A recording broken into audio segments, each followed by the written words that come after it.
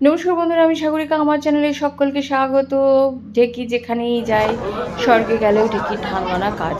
তো সকাল সকাল চলে এসেছি আমরা মাটিগাড়া বাজারে। রবিবার দিন কিন্তু এখানে বিশাল বড় হাট বসে, যেমন মাছের বাজার তেমনি সবজির বাজার, মাংসের বাজার, প্রচুর কিছু। এসেই একটা ইলিশ মাছ ওজন করে নিলাম, যেটার ওজন 1 কেজি, প্রায় 150 গ্রামের মতো। কী বলবো, দেখুন এই যে ইলিশ মাছটা পছন্দ করা হয়েছে, কারণ আমার বাড়িতে আসা মানেই সকলে একটু ইলিশ মাছের ঝোল ভাত খেতে চায়। তো আমার পিসি রয়েছে এখানে, পিসি আসবে আজকে, যেহেতু পিসমশাই নিয়ে কিছু মারা গেছে। তো বললো আমি একটু ইলিশ মাছের ঝোল ভাত খাবো। যেই না বলা জামাই গিয়ে বাজার করে নিয়ে এলো। তো আমরা হাজব্যান্ড ওয়াইফ দুজনেই কী আর রাস্তা শেয়ার করবো, যেহেতু মাটিগাড়াতে প্রচণ্ড কাজকর্ম হচ্ছে রাস্তায়, তো ভিডিও করার মতন কিছু নেই। আর আমার হাজব্যান্ড সবসময় ভিডিও করা পছন্দও করে না। তো এনিওয়ে দেখুন, ফ্ল্যাটে এসে কিচেনে জামাকাপড় সব চেঞ্জ করে নিয়েছি। এবার আমি মাছগুলো ঢেলে ফেলেছি। রুই মাছটা ছিল, রুই মাছ না, ওটা কাটল মাছ। আর ইলিশ মাছ দেখুন 1 কেজি 150 গ্রামের ইলিশ মাছ। সমস্ত রকম সবজি বাজার যেগুলো টুকিটাকি লাগে, বেগুন দেখুন, এখানটায় রাই শাক, এটা কিন্তু ধনেপাতা, বিলেতি ধনেপাতা, পটল, কাঁকরোল, এখানে কিন্তু বাজার ভীষণ ফ্রেশ। তো এনিওয়ে এই সবজিগুলো ঢেলে রেখে নিয়ে পরে ফ্রিজে অ্যারেঞ্জ করে নেবো। এখনও কিন্তু আমার হাউস হেল্পার আসেনি। এই বাড়িতেও হাউস হেল্পার আছে, কারণ আমরা আসার পরে সোসাইটিতে বলে দিলে পরে ওরা কিন্তু ম্যানেজ করে পাঠিয়ে দেয়। তো যাই হোক, তারপরে এবার ব্রেকফাস্ট তো করতে হবে। কি করব, আগের দিনের ভাতগুলো বেঁচে আছে, ফেলে দেবো। সেটাকে দিয়ে এরকম ডিম দিয়ে সুন্দর করে ভাত ভাজা বানিয়ে নিলাম, যেটা ধনেপাতা, কাঁচা লঙ্কা আর হচ্ছে একটুখানি পেঁয়াজ কুচি দিয়ে, গরম মশলা, মিট মশলা সব কিছু দিয়ে দিয়েছি। এবার দুজনের ব্রেকফাস্টের পালা। হাজব্যান্ডকে দিয়ে দিয়েছি, আমি নিয়ে নিয়েছি চা। কিন্তু খেয়ে আমরা সকালবেলা বাজারে গেছিলাম, আবারও এসে আমি 1 কাপ চা বানিয়ে নিয়েছি। আমার দুর্দান্ত লাগে চা খেতে, টি ব্রেক আমার চাই। তারপরে ফাইনালি দেখি একটা পার্সেল এসছে। পার্সেলটা কিসের জন্য, আমি তো কোনো কিছু অর্ডার দিইনি, না ব্লিঙ্কিট না কোনো কিছুতে। তারপরে দেখলাম সেটা আমার জন্য একটা সারপ্রাইজ ছিল। যেহেতু আমার এই ফ্ল্যাটটার কিন্তু আমার নয়, আমার বোনের, ছোটো বোনের, ও কিন্তু কর্মসূত্রে বিদেশে থাকে। তো ও ছুটি পেয়েছে, ও থাকে দুবাই, দুবাই থেকে ছুটি পেয়ে ও হচ্ছে মেক্সিকোতে গিয়েছে।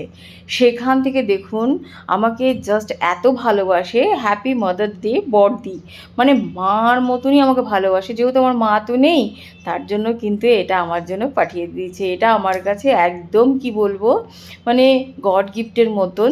তো ও আমাকে ভালোবেসে এটা পাঠিয়েছে, দুটো ফুলের বুকে এবং হচ্ছে কেকটা কিন্তু যেহেতু পিসি রয়েছে, পিসমশাই নেই, তো মনটা তো পিসির একটু ভালো করতে হবে। তার জন্য এটা পেয়ে পিসিও ভীষণ মানে আপ্লুত হয়ে গেছে, ইমোশনাল হয়ে গেছিলো। বলছে যে বড় দিদিকে কতটা রেসপেক্ট করে, তার জন্য ছুটিতে গিয়েও একটা কেক পাঠিয়েছে, ফুলের বুকে পাঠিয়েছে।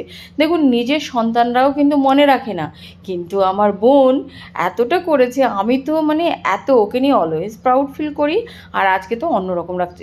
এদিকে চলুন, রান্নাটা কী কী হয়ে গেছে আপনাদের দেখিয়ে দিচ্ছি। পাতলা করে বেগুন দিয়ে, পিসি বলেছে মশলা ছাড়া ইলিশ মাছের ঝোল খাবে, যেটা আমার হাতে খুব ভালো হয়।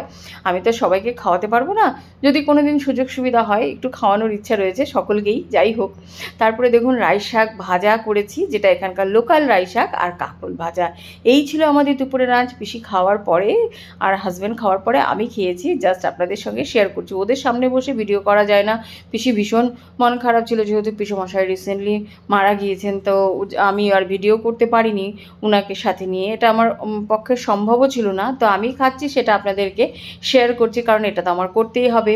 আমি একটু যাই হোক আপনাদের কাছ থেকে যেটুকুনি ভালোবাসা পাই, একদম ন্যাচারালি, এটা হচ্ছে আমার নিজস্ব পরিবার, নিজের থেকে হয়েছে। তো এনিওয়ে, এবার সন্ধ্যাবেলা কেকটা কিন্তু কাটা হলো। তো দেখুন আমার হাজব্যান্ডও ভীষণ খুশি হয়েছে যে তোমার বোন তোমায় ভীষণ ভালোবাসে। তো ভীষণ ভালো লাগছিলো ওর ফ্ল্যাটে বসেই ওর দেওয়া উপহার মাদার ডেতে, আর এর থেকে ভালো কি হতে পারে।